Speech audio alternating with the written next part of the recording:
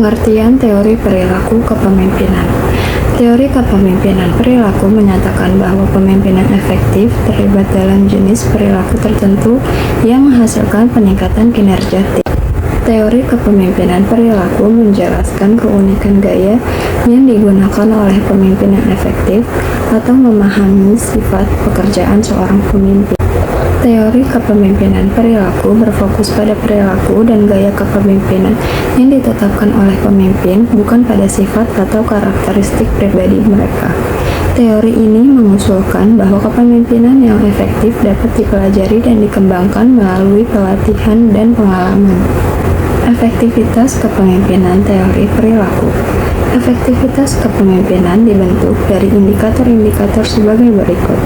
Menurut Fakulit Prochaska Smutny 2014, yang pertama, leadership emergence merupakan anggapan oleh bawahan apakah pemimpin mereka adalah pemimpin yang baik atau tepat.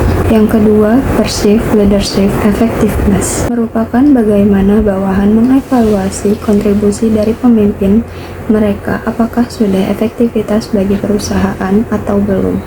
Yang ketiga, leadership self-efficacy merupakan bagaimana pemimpin mengevaluasi efektivitas mereka sendiri dalam posisi kepemimpinan. Dan yang keempat, group performance merupakan performa aktual perusahaan saat pemimpin tersebut memimpin di perusahaan.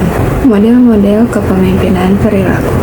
Terdapat beberapa model yang dikembangkan oleh para ahli untuk mendukung teori kepemimpinan perilaku.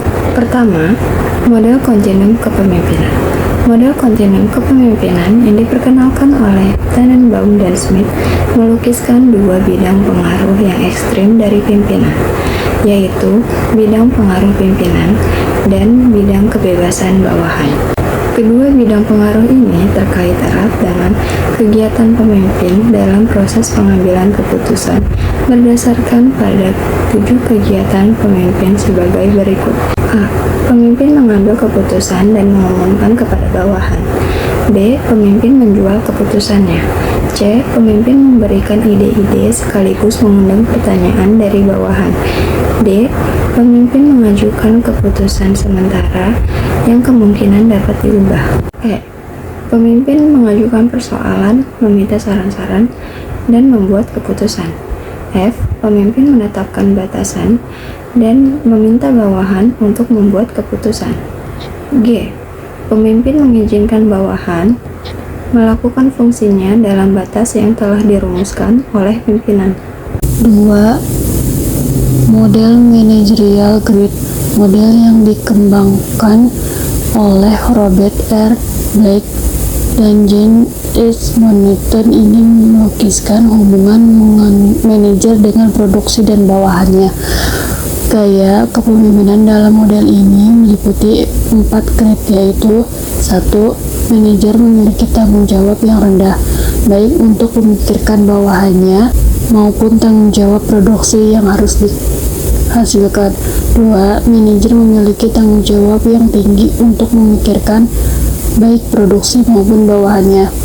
3. Manajer memiliki rasa tanggung jawab yang tinggi untuk selalu memikirkan bawahannya.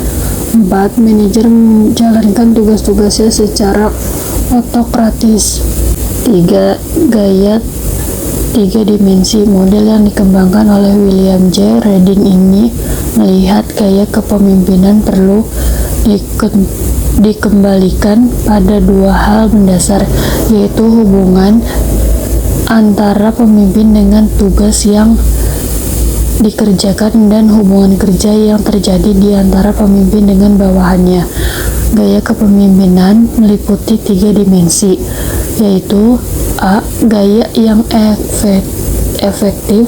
Dimensi pertama, pemimpin yang memiliki gaya sebagai eksekutif, pencinta pengembangan otokratis yang baik dan birokrat. B. Gaya tengah atau penyeimbang.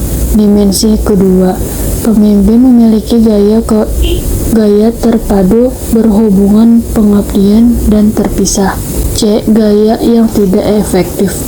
Dimensi ketiga, pemimpin memiliki gaya sebagai pecinta kompromi, missionary, otokrat, dan lari dari tugas. 4. Sistem manajemen. Model yang dikembangkan oleh Racine-Rilliquet menyatakan bahwa pemimpin dapat berhasil jika bergaya partisipatif manajemen, yaitu berorientasi dan membangun komunikasi kepada bawahannya. Likert merancang 4 sistem kepemimpinan dalam manajemen sebagai berikut. Sistem 1. Pemimpin bergaya sebagai eksploitatif, otoritatif, sangat autokratis, dan memiliki sedikit kepercayaan kepada bawahan.